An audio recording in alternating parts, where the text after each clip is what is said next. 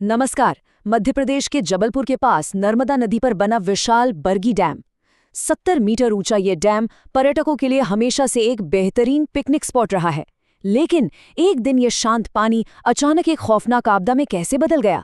आज हम इसी हृदय विदारक क्रूज बोट हादसे की पूरी एनाटॉमी यानी इसके पीछे की एक एक बारीकी को डिकोड करेंगे।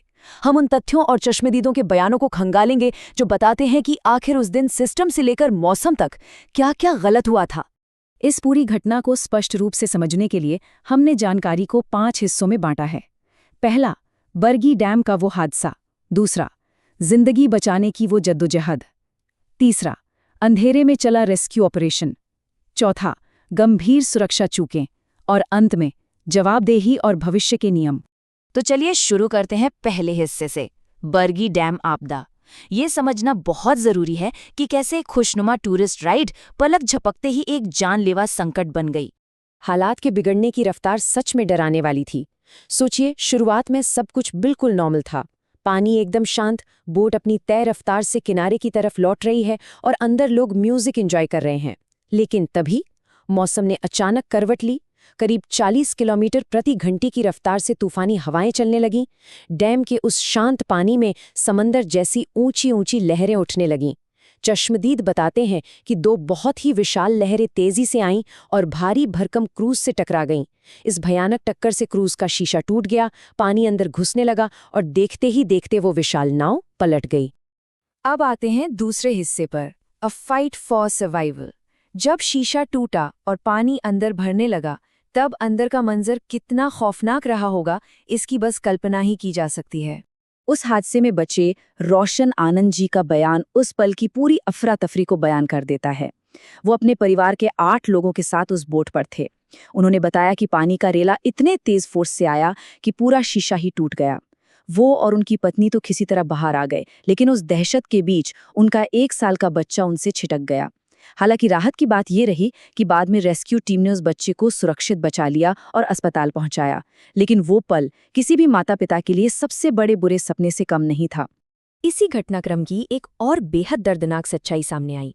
जब बचाव दल पानी के अंदर गया तो उन्हें एक माँ और उनके 4 साल के बेटे का शव मिला। दोनों एक ही लाइफ जैकेट में एक साथ बंधे हुए थे। माँ ने अपने बच्चे को कसकर अपने सीने से लगा रखा था। रेस्क्यू टीम के सदस्यों ने बताया कि जब उन्होंने शव को बाहर निकालना चाहा तो वे आसानी से बाहर नहीं आ रहे थे। माँ की पकड़ अपने बच्चे पर इतनी मजबूत थी मानो उन्होंने आखिरी सांस तक उसे बचाने की जंग लड़ी हो। ये घटना सच में झकझोर कर रख देती है और ये सोचने पर मजबूर करती है कि सेफ्टी सिस्टम की नाकामी की कीमत असल में किसे चुकानी पड़ती है।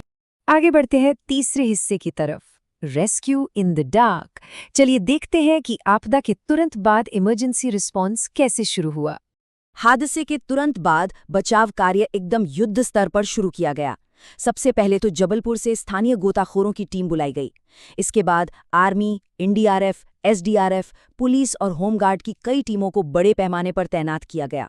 ये सर्च अभियान पूरी रात चला। रात के समय स्पेशल सर्च लाइट्स का इस्तेमाल किया गया। इस भीषण हादसे के दौरान कुल 9 लोगों के शव निकाले गए, 4 हादसे के कुछ देर बाद और 5 अगली सुबह। लेकिन ये रेस्क्यू कोई आम काम नहीं था। बचाव टीमों के सामने अकल्पनीय चुनौतियां थीं। भारी बारिश हो रही थी और चारों तरफ गुप्त अंधेरा था। डैम के गहरे पानी के अंदर विजिबिलिटी बिल्कुल जीरो। और सबसे बड़ी मुश्किल तो ये थी कि डूबे हुए क्रूज के अंदर शव फंसे हुए थे।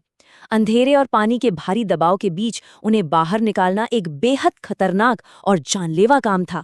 अब आते हैं इस घटना के सबसे अहम और चौथे हिस्से पर, गंभीर सुरक्षा चूकें। देखिए, मौसम खराब होना एक प्राकृतिक घटना है, लेकिन लोगों की जान जाना कई इंसानी गलतियों का सीधा नतीजा था।